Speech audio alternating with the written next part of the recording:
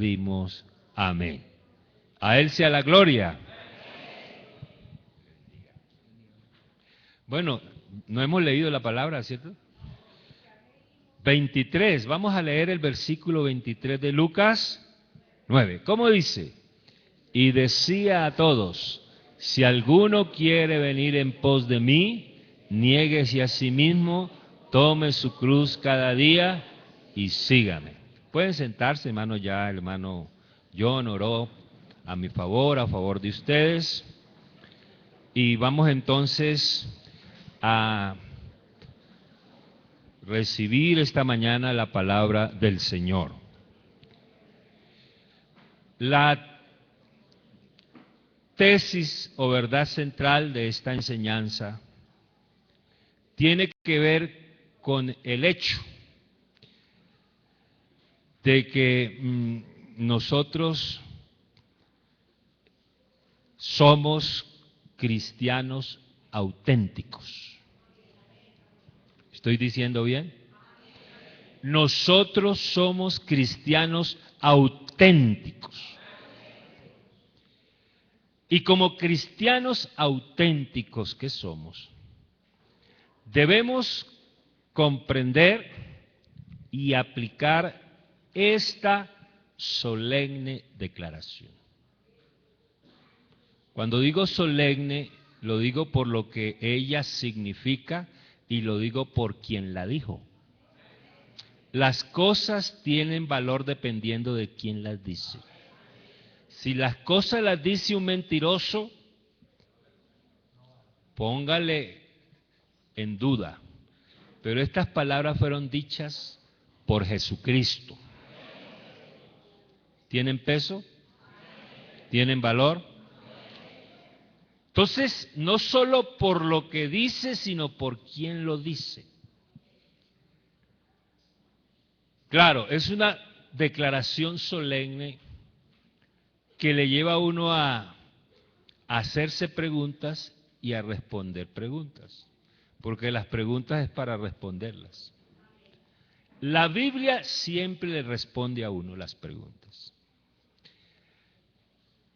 Primer pregunta, ¿qué es negarse a sí mismo? Segunda pregunta, ¿por qué lo exige Cristo? Y tercera pregunta, ¿cómo te niegas a ti mismo? ¿Le gustaría responder a esas preguntas? Claro, el Señor nos va a responder a estas preguntas. Entonces, ¿en qué consiste tomar la cruz y negarse a uno mismo? Estaba yo considerando esto como un preámbulo. El hecho de que el ser humano, bueno, usted y yo, somos diseño de Dios. Y el ser humano no apareció así como algunos lo creen. Usted y yo somos diseño de Dios. Y es bueno que usted no lo olvide. Y cuando uno lee la Biblia, uno encuentra, bueno, una expresión que se llama un soliloquio, es decir, cuando Dios se dice algo a sí mismo. A veces uno se habla a sí mismo, ¿no? Y dice, Fernando, tienes que ser valiente. Y bueno, y Fernando oye. Y usted dice, bueno, tengo que estar tranquilo, ¿cierto? No se habla. Pero una de las cosas que dijo Dios cuando terminó de crear al hombre, dijo que era bueno en gran manera. No era solo bueno, sino que era bueno en gran manera. Eso hay que tenerlo en cuenta. Entonces, el hombre es diseño de Dios. Todo lo que Dios ha hecho es digno de admiración, todo. Y el hombre, bueno, ustedes lo han escuchado y yo se lo repito, es la obra maestra de Dios. ¿Por qué es la obra maestra de Dios? Porque lo creó a su imagen y a su semejanza. Digamos que usted es la foto de Dios, ¿verdad? Una foto es la imagen suya, ¿cierto? Usted la carga y dice, mire, esta es mi foto, mi imagen. Y cuando carga la foto de su novia, esa es la imagen de su novia. Nosotros somos la foto de Dios. Dios se tomó una foto y salió usted. ¿Cómo le suena? Bueno, así dice la Biblia. Entonces, el ser humano, visto de esa manera, yo diría que es un gigante. Claro, uno a veces se compara con Dios y se ve enano, ¿verdad? Pero cuando Dios creó al hombre, lo creó con unas capacidades inmensas. Muy grandes las capacidades que Dios le dio al hombre. Entre otras cosas porque le dijo que tenía que gobernar la tierra. Si para ser gobernador de Antioquia hay que tener ciertas capacidades, cualquiera no es gobernador de Antioquia, ¿cierto? Y para ser presidente de un país hay que tener ciertas capacidades y reunir ciertas condiciones y ciertas habilidades. Pregunto yo, para gobernar toda la tierra, ¿qué capacidades debe tener una persona? Bueno, el Señor creó al hombre y le dijo, usted va a gobernar la tierra. Nosotros casi siempre vemos al hombre después de, y no lo vemos antes de. Y usted dirá, bueno, pastor, antes de y después de, ¿qué es? Bueno, después de la caída y antes de la caída. Yo les decía a los hermanos que es como si usted compra un automóvil 0 kilómetros. ¿Cómo está ese carro? Imagínense. Los carros nuevos huelen a nuevo. ¿Usted no se ha subido un carro 0 kilómetros? Eso huele rico, a nuevo. Entonces es como si usted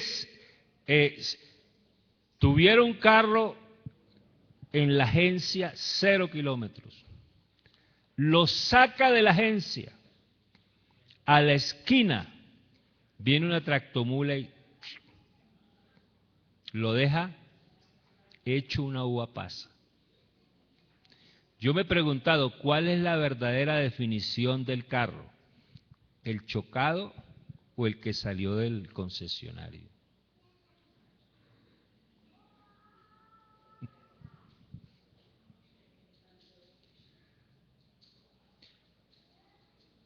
Porque claro, de eso depende la definición que yo dé. Si yo veo un carro chocado, pues yo lo voy a definir tal como está chocado. Pero si lo veo nuevo, lo voy a definir nuevo. Pues yo creo que la verdadera definición del hombre es el hombre que Dios creó antes de la caída. Porque ese es el hombre antes del accidente, antes de la caída.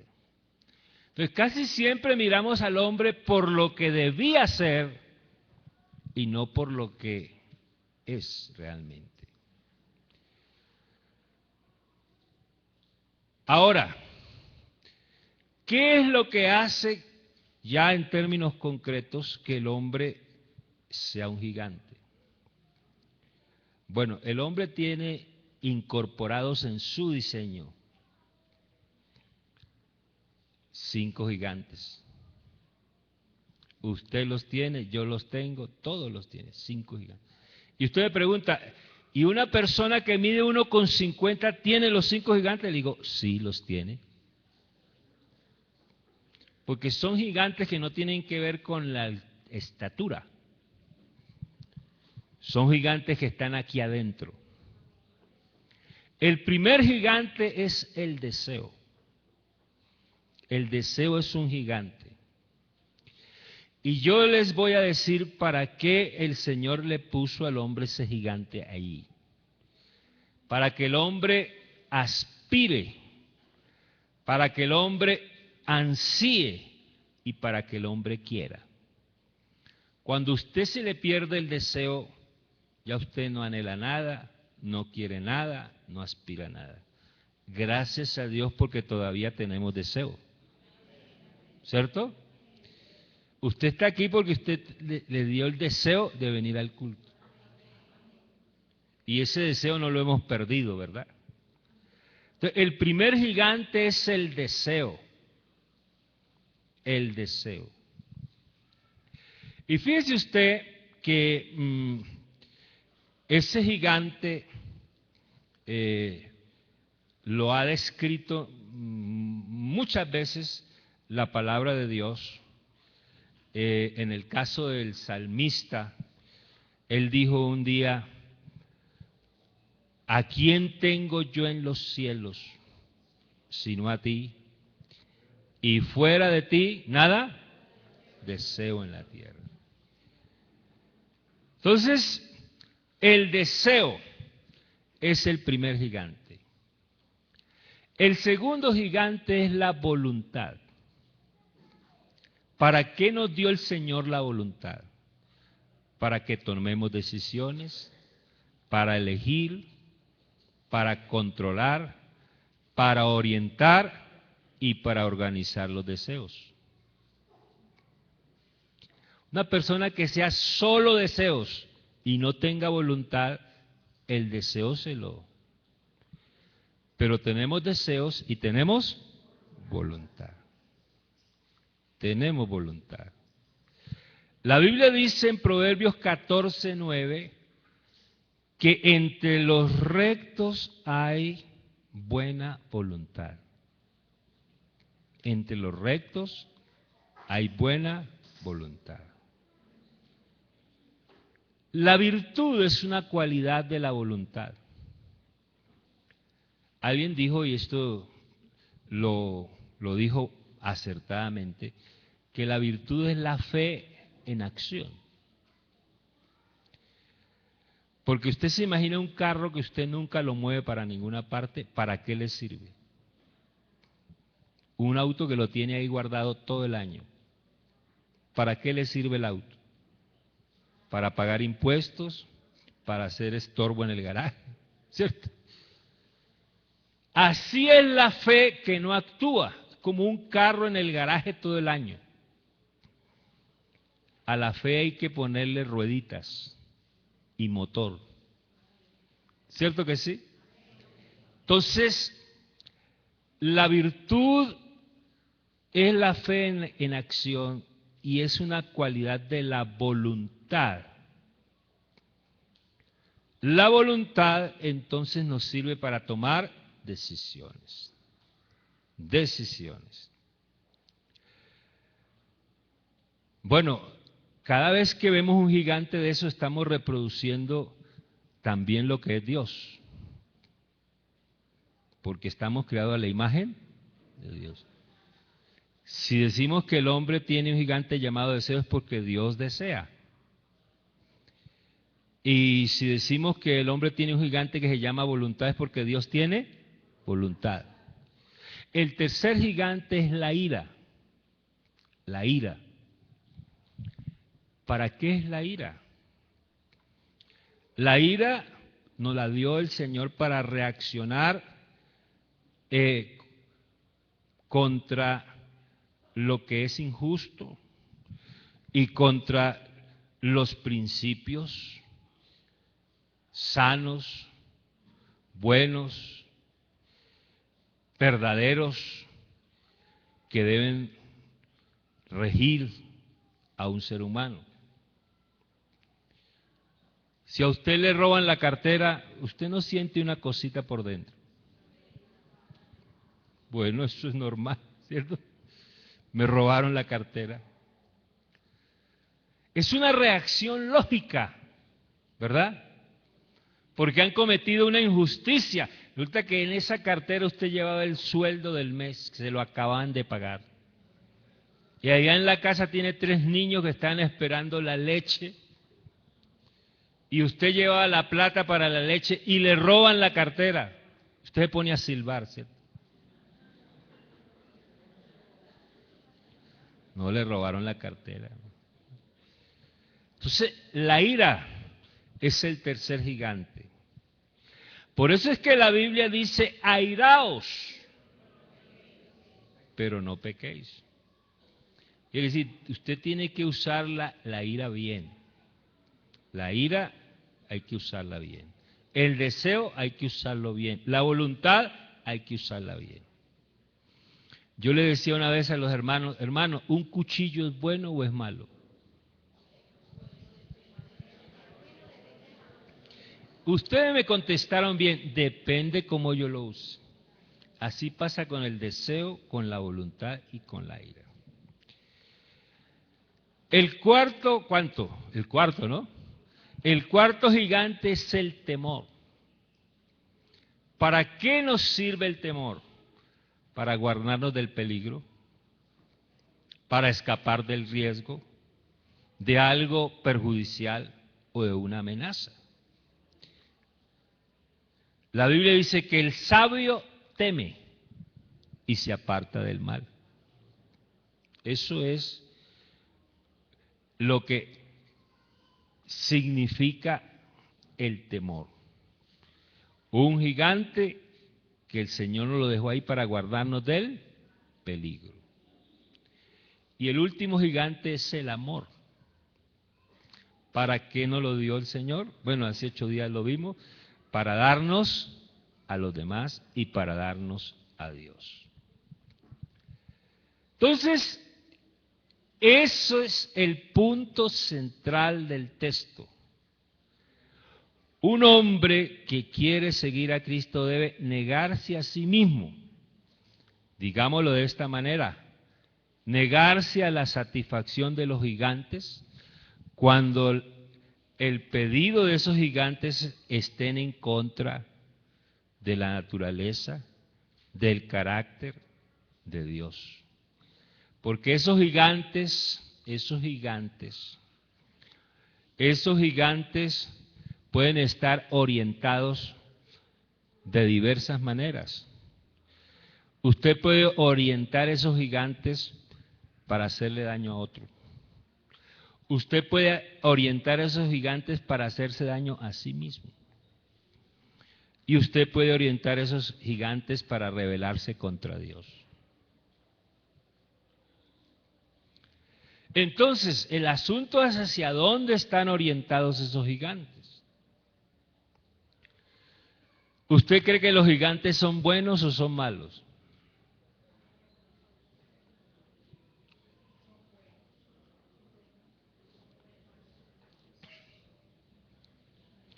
Bueno, le pasa como el cuchillo, ¿cierto? Depende cómo estén orientados esos gigantes. Uno tiene 3 direcciones en las cuales puede proyectar sus gigantes: Dios, el prójimo y uno mismo. O sea, esos gigantes actúan en esas 3 direcciones: hacia Dios, hacia el prójimo y hacia uno mismo. En cualquier punto, si esos gigantes van contra el amor a Dios, contra el amor que uno debe tenerse a sí mismo y el amor a los demás, esos gigantes tienen que ser reorientados. Y yo quiero decirle que el Señor tiene todo el derecho de controlar esos gigantes. Además, nos conviene que el Señor controle esos gigantes y además nos beneficia que el Señor controle esos gigantes. Entonces, el negarse a uno mismo tiene que ver con la existencia de esos gigantes en la vida de cada uno de nosotros.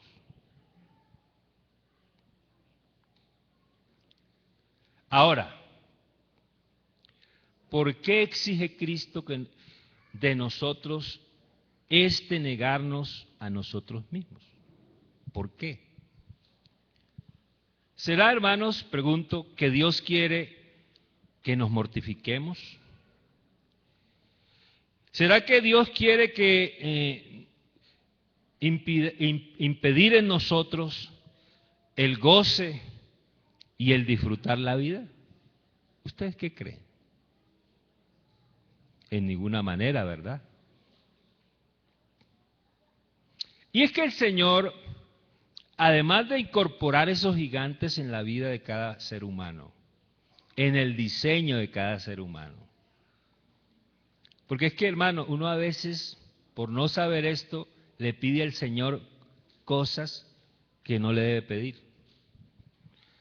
Hay hermanos que le dicen, ay, hermano, ore por mí para que se me quite estos deseos que tengo. El Señor no le va a quitar los deseos, porque si le quita los deseos, usted deja de ser persona.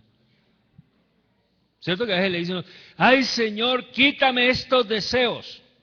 No le pidas al Señor que le quite los deseos. Dígale que le oriente sus deseos. ¿Verdad que sí? Si me hay una persona que le introduzca una inyección y le saquen todos los deseos, ¿cómo queda? O que le saquen la voluntad, ¿cómo queda? O que le saquen el temor, ¿cómo queda? Hermanos, no es que Dios quiera privarnos del gozo, del disfrute. Él lo que quiere es todo lo contrario, que nosotros nos gocemos y disfrutemos. ¿Estamos de acuerdo, cierto? Y todo lo que nos dio es para que lo disfrutemos y nos gocemos. Mire, le quiero decir algo. Respecto a esto, ¿por qué Dios exige algo? Porque es que yo no le puedo exigir a un tigre que vuele. No puedo. Porque el tigre no puede volar. Pero a un águila sí le puedo exigir que vuele. Porque esa es su naturaleza. Entonces Dios nos exige a nosotros porque Él nos dio capacidades. ¿O no? ¿Cuántos tienen capacidades divinas esta mañana? Yo levanto la mano, yo soy creación de Dios. Usted también, ¿cierto? Gloria a Dios. Entonces, no solamente que nos dio esos gigantes, sino que nos ha hecho seres con cualidades racionales y morales. ¿Cualidades qué?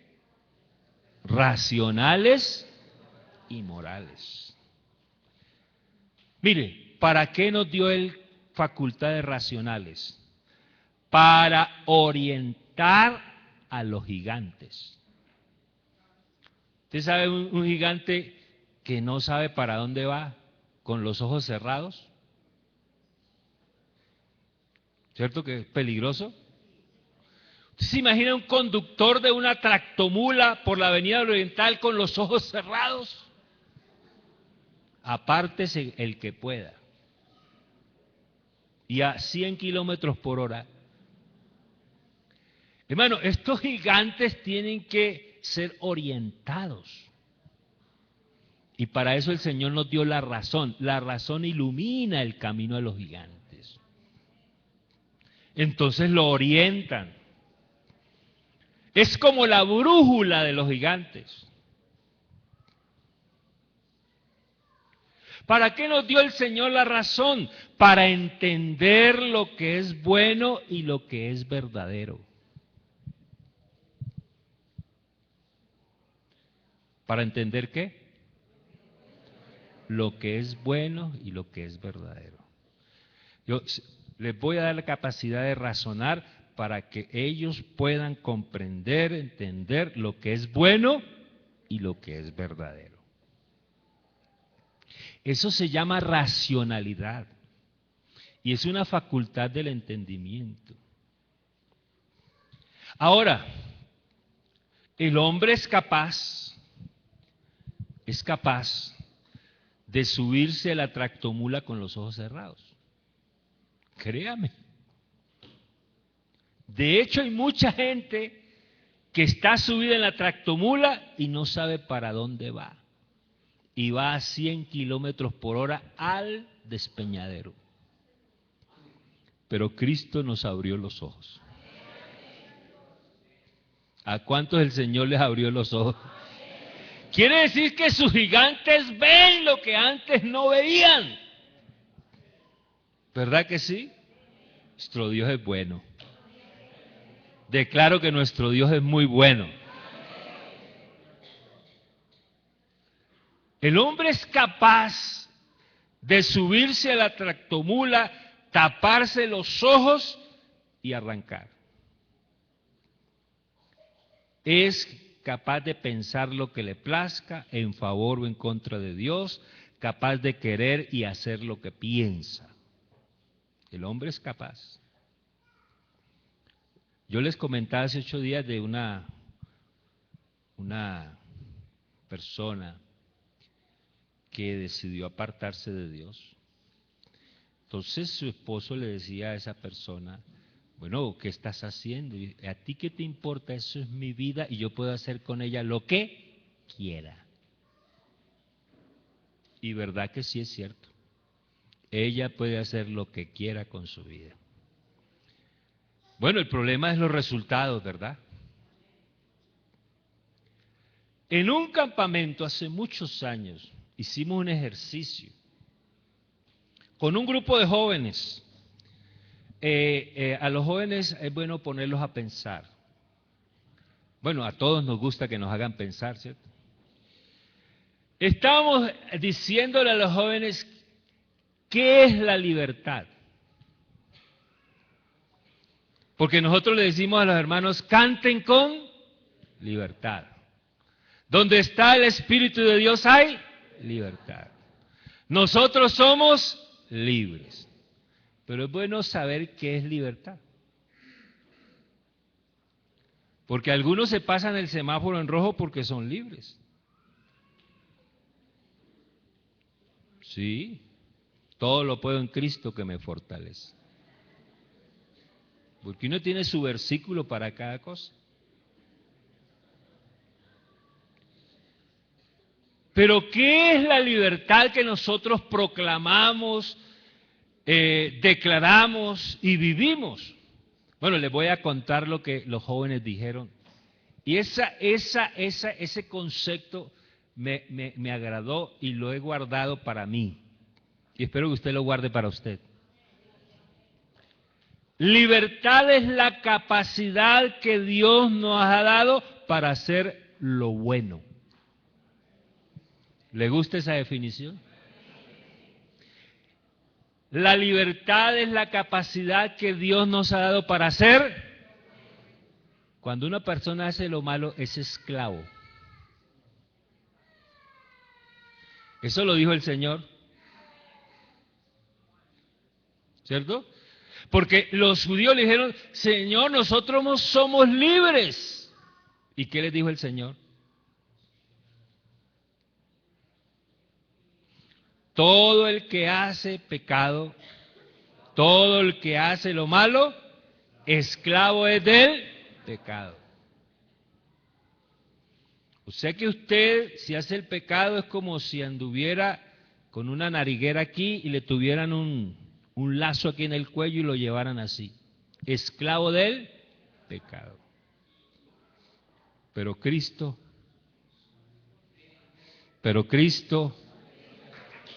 nos ha hecho libres. Nos ha dado la capacidad para hacer lo bueno.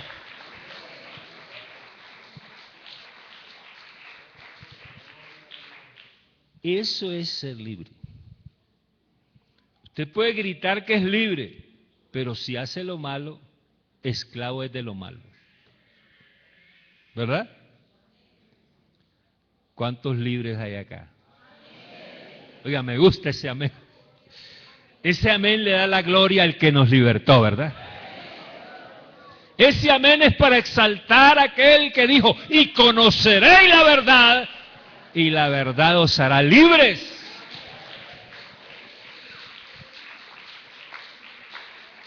El Señor nos dio esa facultad racional, nos dio la razón. Y dijimos que también nos ha hecho con cualidades morales.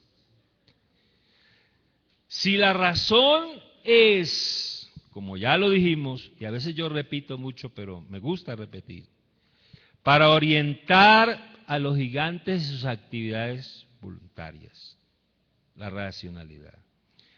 La naturaleza moral Dios nos la dio para hacernos responsables del control de nosotros mismos. ¿Cierto? Es como si el Señor nos hubiera dado un controlador. Un controlador. Entonces usted, ese controlador que Dios le dio, le sirve mucho. Hay a veces controladores de velocidad, ¿cierto? Y esos controladores de velocidad no le permiten a usted pasarse de esa velocidad. Bueno, aquí los carros con velocidad de crucero casi no se ven, pero usted va a los Estados Unidos y los automóviles tienen velocidad de crucero. Quiere decir, usted dice, voy a viajar a 60 kilómetros por hora. Usted pone el crucero a 60. ¿Y a cuánto viaja? A 60. El crucero le regula a usted la velocidad. El Señor nos ha dado un crucero que se llama moral, ¿cierto? Para que usted tenga control de esos gigantes. Amén. Entonces, por eso es que el Señor dice que tenemos que tener dominio propio. El dominio propio nos lo pide el Señor porque Él nos ha dado ese regulador. Entonces somos responsables.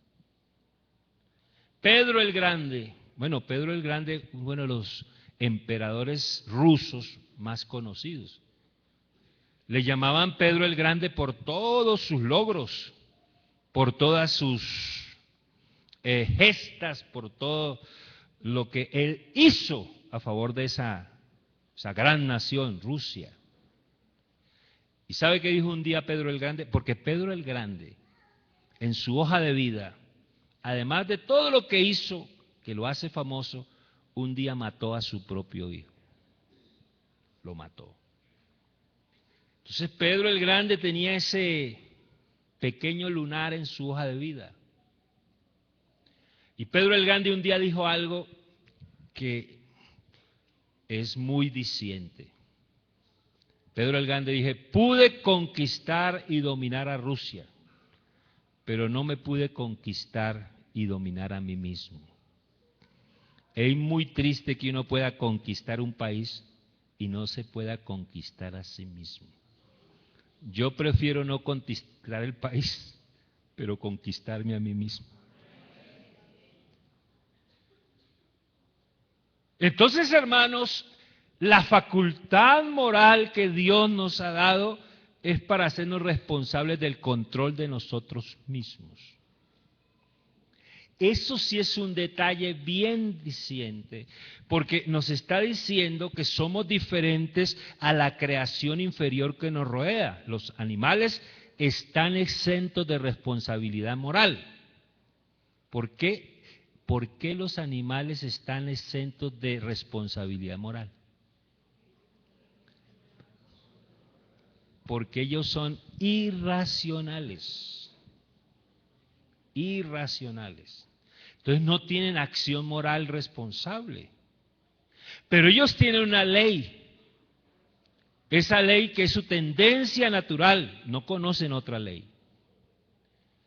¿Usted cree que hay animales asesinos? Animales asesinos no hay. Ellos obedecen a sus instintos. Cuando un tigre se come ¿qué se come un tigre? Un venado.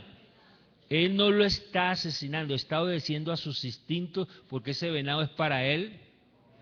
Porque si eso fuera así, aquí estamos llenos de asesinos que matan pulgas y matan ratones.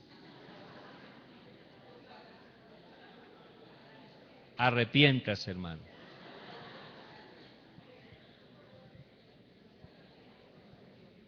Hermano, los animales obedecen a sus instintos. Animales asesinos no hay, hombres asesinos sí hay.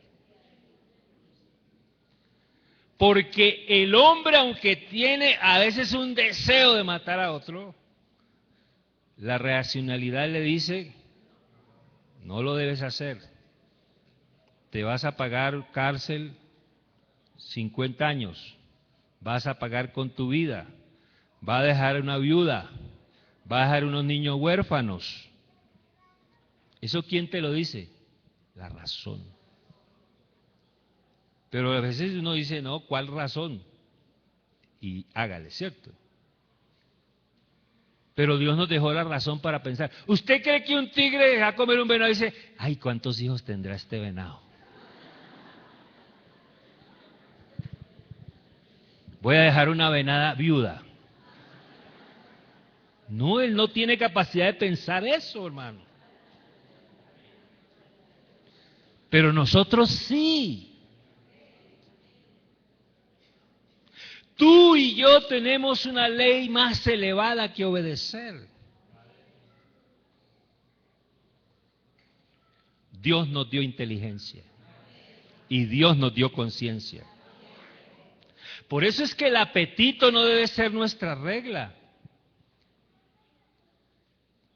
porque esa es la regla para los animales inferiores. Entonces, hermanos, si usted, esos gigantes, usted se entrega al dominio de esos gigantes apartados de Dios, cuando un gigante de eso está apartado de Dios, ese gigante no tiene criterio. Dígale a una persona que no fume porque le da cáncer. ¿Y qué le dice? Es problema mío.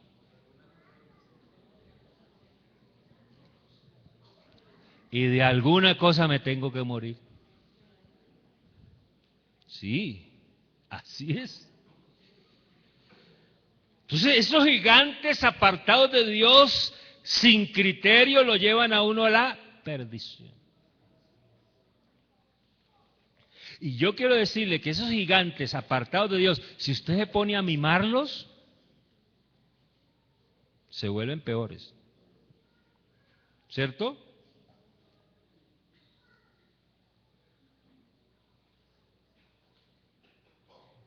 Pero Dios está con nosotros. Aleluya. Aleluya. Y Él es más grande que estos gigantes. Él es más grande.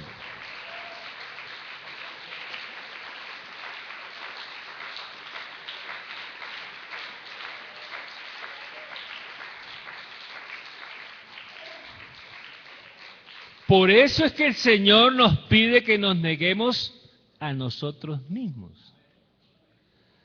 Porque es que los gigantes tienen una característica. Los gigantes, como dijimos, son egoístas. Apartado de Dios, ¿verdad? Gigante apartado de Dios es egoísta. O sea, el deseo es para satisfacer los placeres propios. No le importa a la demás gente.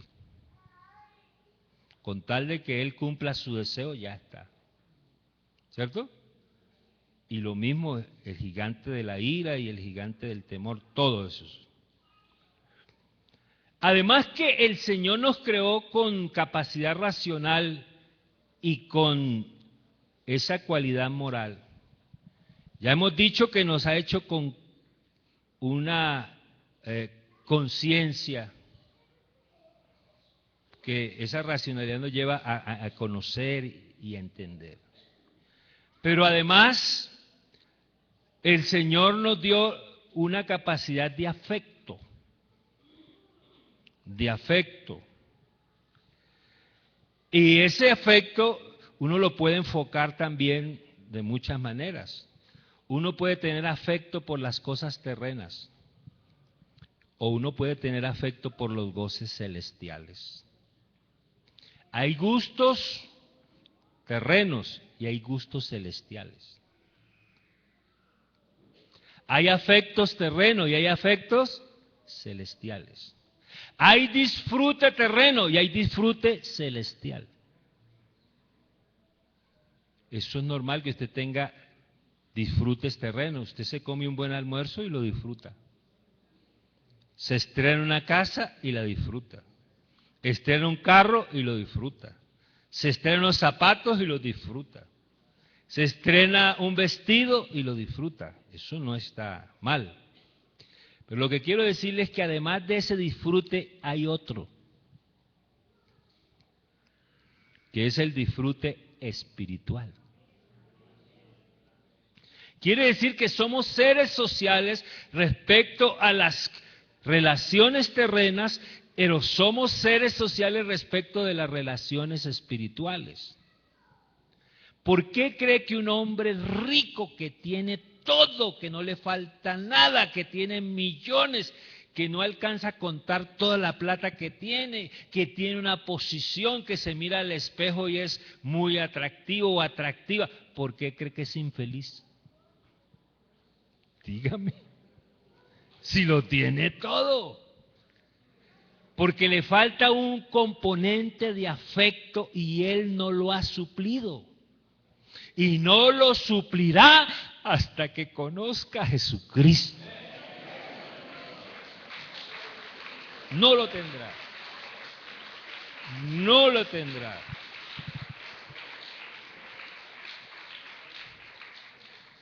Por eso es que un hombre que no tiene todo lo que él tiene puede ser feliz a pesar de eso. A pesar de eso. Porque, hermanos, la gente no se da cuenta que ellos tienen una naturaleza capaz de ser desarrollada en afectos espirituales.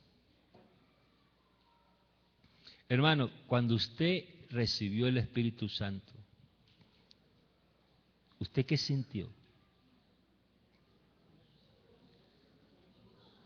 ¿Sintió gozo? ¿Sintió gozo? Eso es justamente una relación espiritual que produce gozo. Mire, hermano, la iglesia, bueno, llamémoslo así, la iglesia de Roma, se distinguió por las mortificaciones externas de la carne. Por eso es que la gente se flagelaba, por eso es que la gente sube de rodillas por allá a un monte, por eso es que la gente se crucifica y se hace clavar en cruces de madera. ¿Ha visto eso? Sí. Porque ellos piensan que eso es crucificar la carne y negarse a uno mismo. Pero se levantan de ahí y los gigantes siguen perdidos. ¿Verdad? Porque los gigantes no se someten con eso. El otro extremo que puede ser, porque este es un extremo, pero el otro extremo puede ser ignorar la existencia de esos gigantes. La iglesia debe tener claro esa gran verdad. Tiene que tenerla claro. El día que usted se convirtió y yo me convertí, supimos lo que eran los afectos espirituales. Por eso es que las personas que no han tenido ese disfrute, les parece mentira que usted se pueda gozar más en un culto que en una discoteca. Pero ¿cómo es posible que esa gente se goza más en un culto que en una discoteca, con lo buenas que son las discotecas?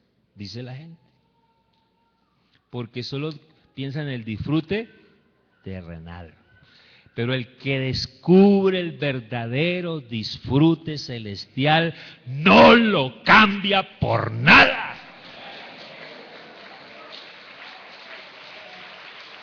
No lo cambia por nada.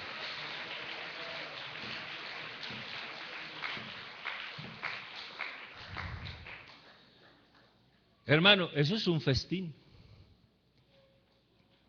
Y usted ha saboreado, y yo, y sabemos lo que es la felicidad del cielo. No la hemos saboreado plenamente, ¿sí? Pero el Señor nos ha dado como una pruebita.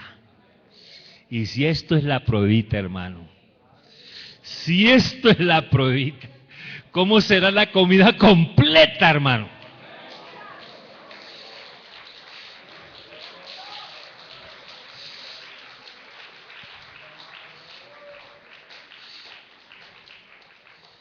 Entonces, hermanos, somos llamados a usar la razón y no a caer en la irracionalidad de las bestias. Por eso es que usted hay personas que dicen, oiga, esto parece como un animal. Son hasta peores que un animal. Porque, hermano, los animales, aunque no tienen racionalidad, usted no ha visto los perros cómo saludan a los amos cuando llegan. Usted no ha visto que los perros a veces dan la vida por su amo. Oiga, a veces hasta los animales le dan lecciones al ser humano. Dicen que un señor estaba aburrido con el perro y se fue. Porque es que los perros usted los echa de la casa, los lleva lejos y a los 2 días regresan. Sin dirección y sin nada. Ni preguntar, oiga señor, ¿y por dónde es la calle tal que estoy buscando a mi amo? Nada, llegan allá. No me pregunten cómo, pero llegan.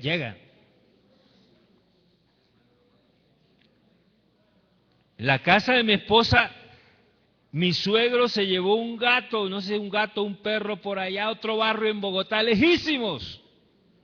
Y llegaron a la casa contentos. Ah, por fin. Al otro día estaba rasguñando la puerta el perro.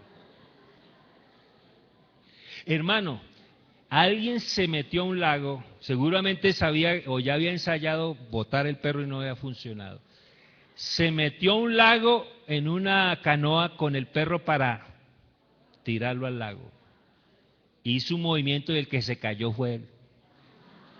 Y lo sacó el perro. El perro lo sacó. El perro lo sacó. Hermanos, ¿me regalan 5 minuticos?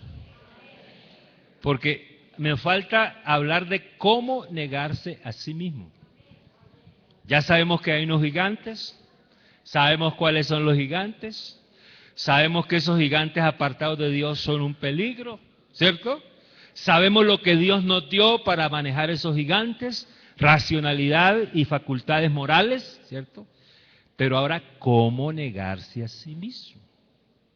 Mire, lo que nos están pidiendo es renunciar al yo. Porque la ambición dañina, por decirlo así, es el deseo que procede de la necesidad de adquirir poder, riquezas y fama. Esa es la ambición, el deseo de adquirir poder, riquezas y fama. ¿Qué es la envidia? Es el deseo vuelto o volcado hacia uno mismo. O sea, todo para mí, ¿cierto? Esa es la envidia. Alguien dijo que es como la ley del embudo. Lo ancho para mí y lo angostico para mí también. Que el envidioso no le deja nada al otro. ¿Qué es el orgullo? El deseo de exaltación. ¿Qué es la ira? La ira está desorientada. Es la reacción violenta cuando no se satisface el deseo de uno. Cuando no hacen lo que uno quiere, entonces. Nos hicieron un examen una vez. Oiga, a nosotros nos hacen exámenes.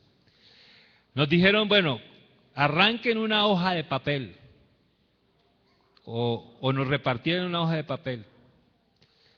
Entonces, pusieron a 2 personas para representar la hoja de papel y el que iba a hacer algo con el papel. Entonces dijo, vea, usted va a tratar mal al otro. Pero cada vez que lo trate mal, hágale una arruguita al papel. Entonces comenzó a tratarlo mal. Claro, entre más lo trataba mal, el papel quedó arrugado. Luego le dijo al que tenía el papel arrugado, alízalo. Entonces él comenzó a alisar el papel y claro, no quedó, quedó todo. Y así es cuando uno desfoca su ira sobre otro. Puede ser que lo quiera arreglar después. Entonces, ¿cómo hacer nosotros para negarnos a nosotros mismos o para morir al yo?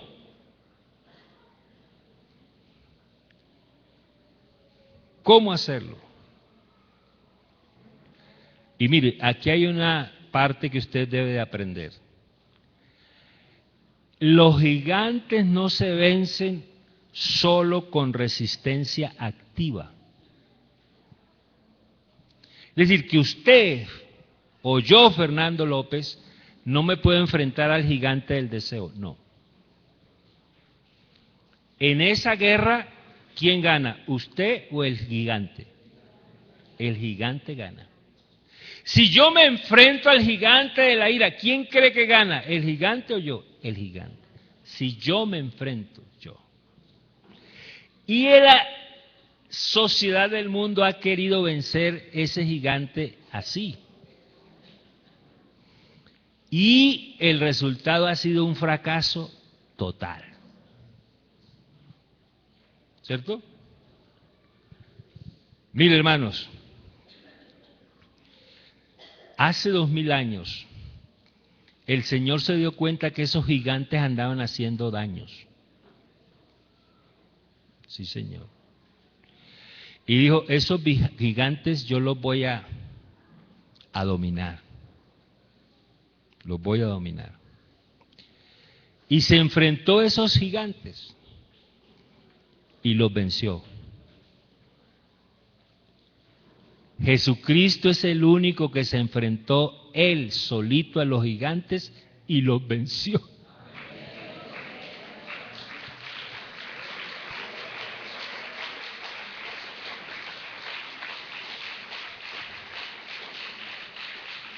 Por eso es que usted y yo necesitamos a Jesucristo. Sí, Señor. ¿Usted para qué cree que es el poder de Dios? Es que a veces uno cree que el poder de Dios es como para saltar y brincar. El poder de Dios usted lo necesita y yo lo necesito es para controlar esos gigantes. ¿Verdad? Entonces usted que fue bautizado, usted debe llenarse del poder del Espíritu Santo. ¿Ahora está entendiendo por qué? Claro. Porque esos gigantes están ahí, usted no los puede sacar. No los puede matar, están ahí, pero sí los puede orientar. ¿Cierto? Usted los puede orientar. Es como si yo me parara en la Oriental y esa tractomula que viene allá, ¿a cuántos kilómetros? Yo me le parara enfrente. Porque yo como soy fuerte, ¿cierto? Entonces me le paro enfrente. ¿Y qué pasa con el que se le paró enfrente a la tractomula? Es mala la tractomula, ¿cierto? Lo malo es parársele a la tractomula a luchar con ella. Pero si usted se le sube a la tractomula después de haber hecho un buen curso de conducción, ya la tractomula no lo mata, la tractomula le obedece. ¿Cuántos han conducido una tractomula? Muy poquitos, ¿cierto? Pero hermanos, eso es lo que hace el Señor con nosotros. El yo no se suprime con el yo, la ira no se suprime con la ira. Mire, la gente dijo, porque es que a la gente se le ocurren cosas. La gente se dio cuenta que habían esos gigantes. Entonces se inventaron los monasterios. para dejar a los gigantes afuera y encerrarse en ellos aquí. Ahora sí nos libramos de esos gigantes. Pero ¿cuál fue el problema? Que los gigantes entraron con ellos al monasterio. Porque los llevaban ¿dónde? Adentro. Entonces, ¿qué pasó con los monasterios? Pues que en esos monasterios hacían de toda clase de cosas. La cárcel, yo fui a una cárcel que dice, aquí entra el hombre, pero no entra el delito. Entonces, una persona que entra a la cárcel deja el delito afuera y ella entra. Y resulta que en la cárcel se cometen los peores delitos, porque el delito entra con el hombre. ¿Verdad que sí? Y la cárcel no ha cambiado a nadie, ni el monasterio ha cambiado a nadie, pero yo conozco uno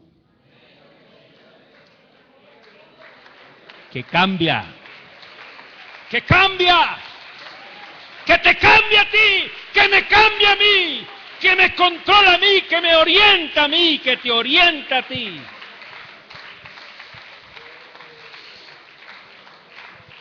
¿Sabe? Le voy a decir esto, hermano. Negarse a sí mismo. Usted empieza a negarse a sí mismo, ¿sabe cuándo? Cuando usted llega a creer y a aceptar y a reconocer su entera y total impotencia para enfrentarse solo a esos gigantes. Se lo voy a repetir porque creo que esto es medular. Uno empieza a negarse a sí mismo cuando llega a creer, cuando acepta, cuando reconoce su entera y total impotencia para enfrentarse solo a esos gigantes.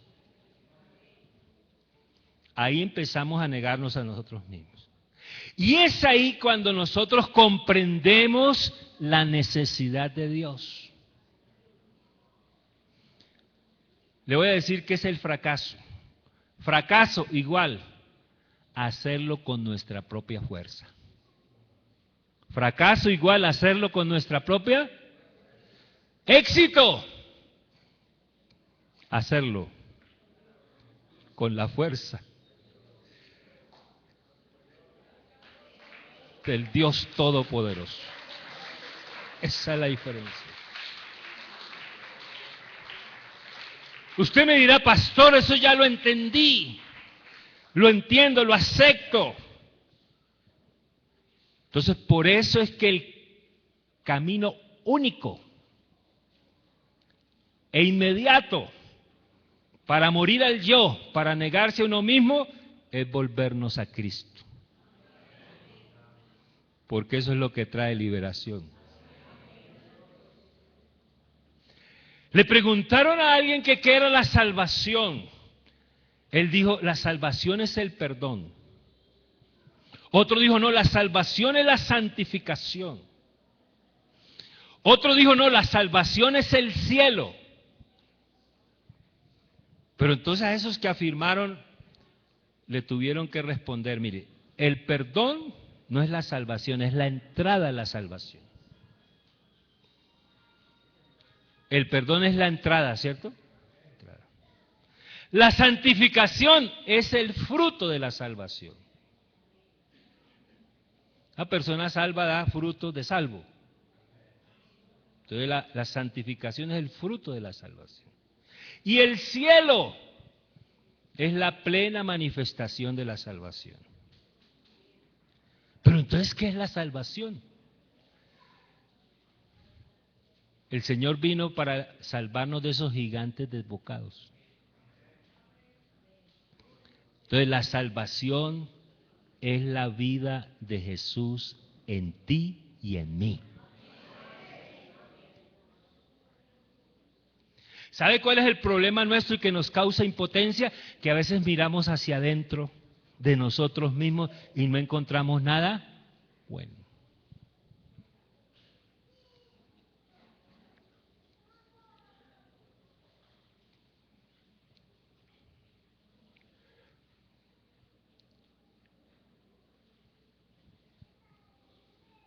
Los gigantes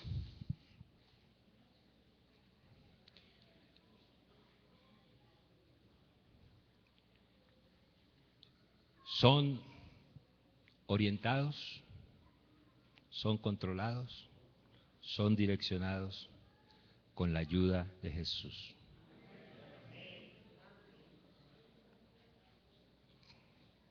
Usted sí entiende que es necesario dar pasos hacia el desarrollo de afectos celestiales del corazón. ¿Usted sí cree que es necesario que nuestro corazón no solamente esté aquí en lo terreno, sino que esté allá en lo espiritual?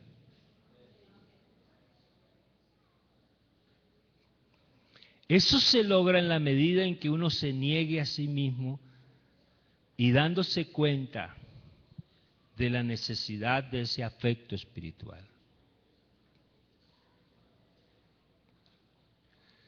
Hermano, es una cosa, bueno, digámoslo así, es una cosa bienaventurada y grande el saber que nuestra naturaleza se va conformando más y más a la naturaleza de Dios. Yo estaba pensando esta mañana en este tema y pensando en Jacob. ¿Se acuerda que Jacob tuvo un encuentro con un ángel? Y que hubo una lucha de ¿cuánto? Una noche. Jacob luchando con el ángel. Yo me pregunto algo. ¿Jacob luchó con el ángel o el ángel luchó con Jacob?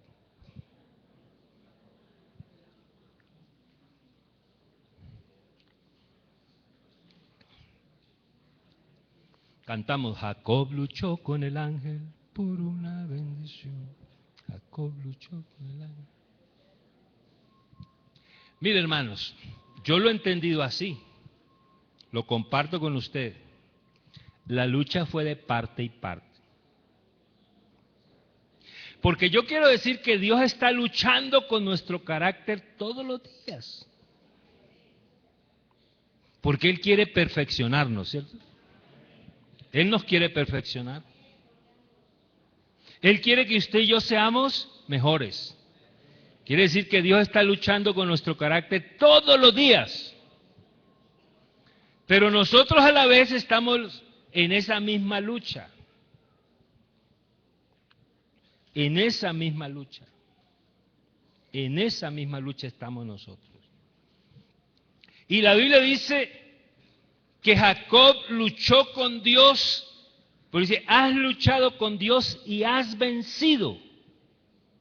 ¿A quién venció Jacob? ¿A Dios? ¿A quién venció Jacob? Luchó con Dios y venció. ¿A quién venció? ¿Venció a Dios? No conozco el primero que haya vencido a Dios. Y ni siquiera si nos unimos todos aquí, podemos con Él. Él es más poderoso que todos. ¿Con quién estaba luchando Jacob? Consigo mismo. Con sus gigantes. Él estaba luchando con sus gigantes, que le decían, quédate con la bendición del otro. Y sí, Señor. Miéntele a tu padre para que te vaya bien en cuanto a la primogenitura y a los reconocimientos. Desde que nació Jacob estaba luchando con sus gigantes. ¿Y qué fue lo que quería hacer el Señor? Que Jacob entendiera que esos gigantes lo iban a matar a él. Pero ¿qué le estaba ofreciendo Dios a Jacob? La ayuda para que Jacob venciera a esos gigantes. Él estaba luchando contra sí mismo, Jacob. pero Dios le estaba brindando la ayuda para que él pudiera vencer en esa lucha contra sí mismo. ¿Sabe que Jesús está aquí esta mañana, cierto? Y Él está aquí porque nos quiere ayudar en esta lucha que tú tienes. Tú tienes una lucha, no necesita que me lo digas. Yo lo sé. ¿Por qué lo sé? Porque la palabra de Dios lo dice. Tú tienes una lucha con tus gigantes. ¿Cierto que has luchado con esos gigantes? Entonces yo le voy a regalar a usted 2 palabras claves. ¿Las recibe? ¿Se apropia de ellas? ¿Se va con ellas? Porque hermano, usted no es que se va a negar al gigante hoy, usted tiene que negarse porque dice, tome su cruz cada día. ¿Tome su cruz cada cuánto? No es que usted se va a negar hoy y la semana se va y el próximo domingo se viene a negar otra vez. No. ¿Se niega uno cuánto? Cada día. Niéguese a sí mismo, tome su cruz cada día. Volvemos al texto. Lucas 9. Entonces les voy a dar 2 palabritas, hermanos.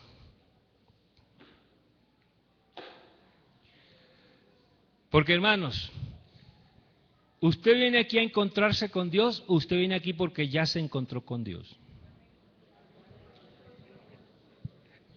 Esa es la pregunta. Usted ya se encontró, me ha dicho, Dios lo encontró a usted. Entonces usted no debe ser buen cristiano acá, usted tiene que ser buen cristiano allá. Porque aquí todos somos muy formalitos, ¿cierto? Eso sí. Entonces le voy a dar 2 palabras para que se las lleve. Bueno, esas palabras yo creo que no son mías, son palabras de Dios. ¿Las recibe como palabra de Dios? La primera palabra es rendirse. ¿Cuál es la primera palabra? Cuando usted le dicen que se rinda, ¿qué idea le da? Que usted está luchando con otro. Y que el otro le quiere ganar a usted, pero usted le quiere ganar al otro. Y a veces nosotros estamos luchando con Dios. Y no nos damos cuenta, ¿cierto?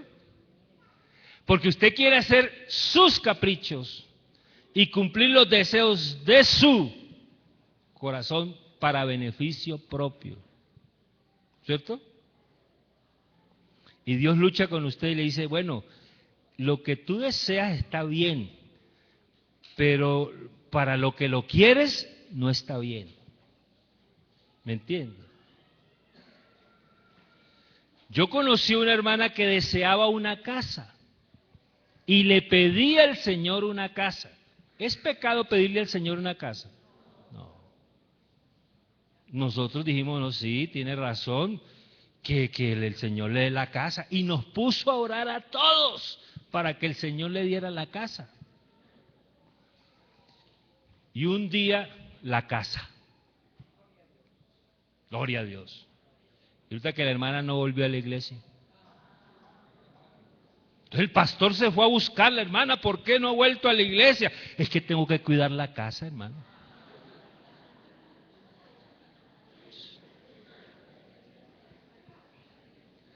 Y Dios está luchando con nosotros a diario por eso. Entonces la primera palabra es rendirnos. ¿Qué es rendirnos? Sacar pañuelo blanco y decir, Señor, no quiero pelear más contigo, tú ganas. Porque cuando tú ganas, yo gano. Señor, yo pierdo, porque cuando yo pierdo, tú ganas y yo gano. Así es que usted puede entender eso. El que quiere ganar su vida para sí, la perderá. Pero el que pierda su vida por causa de mí, la hallará. ¿Sí dice la Biblia así?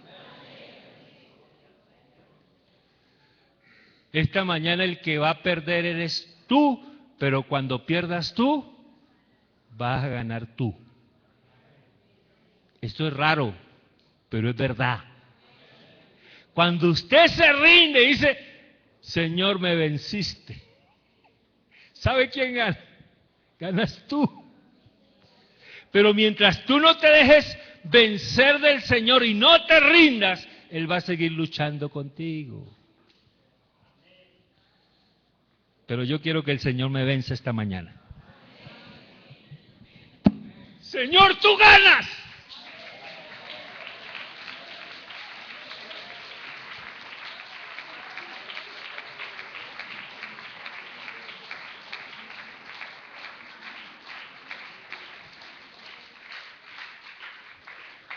¿Quiere que te diga otra palabrita?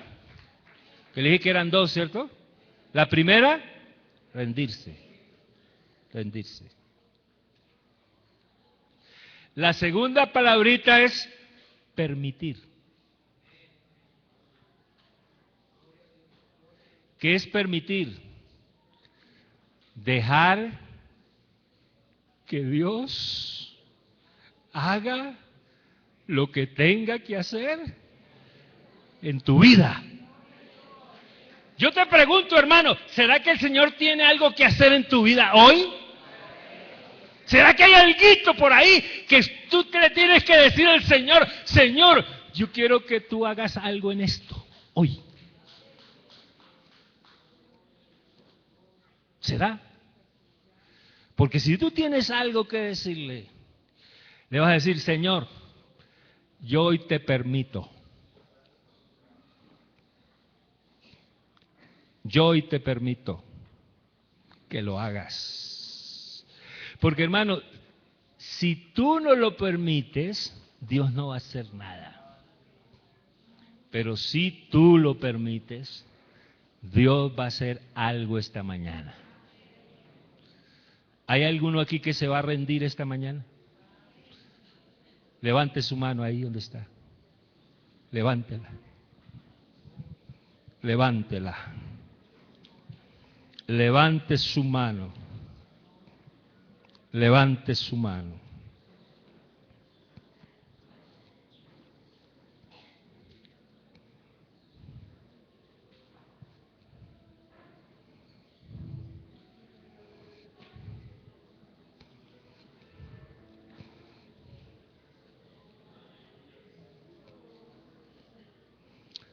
Si tú te niegas a ti mismo, el resultado va a ser madurez espiritual. Tu alma, esa alma que tú tienes ahí dentro, anhela intensamente las manifestaciones espirituales y ama la comunión con Dios. ¿Recuerdas aquellas escenas en que tu alma estaba quieta y gozándose en la presencia de Dios? ¿Recuerdas cómo gozaba tu alma en la presencia de Dios? Si ahora te encuentras vacío,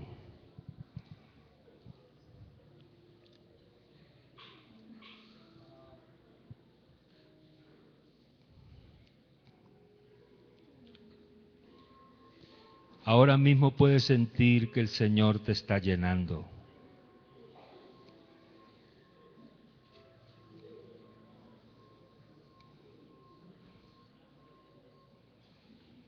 Tu utilidad como cristiano dependerá de que tú lleves la cruz y te niegues a ti mismo.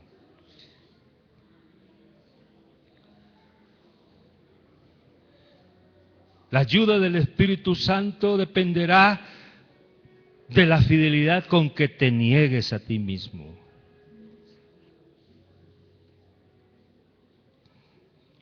Y si tú ya estás viviendo esa bienaventuranza de llenura espiritual, yo te invito que no te vuelvas atrás. Ya no hay goce de las cosas terrenas, sin el goce espiritual. A los jóvenes que tienen sus sensibilidades vivas y que de pronto se inclinan hacia cosas. Ahora es el momento, antes de que los gigantes te lleven a la destrucción.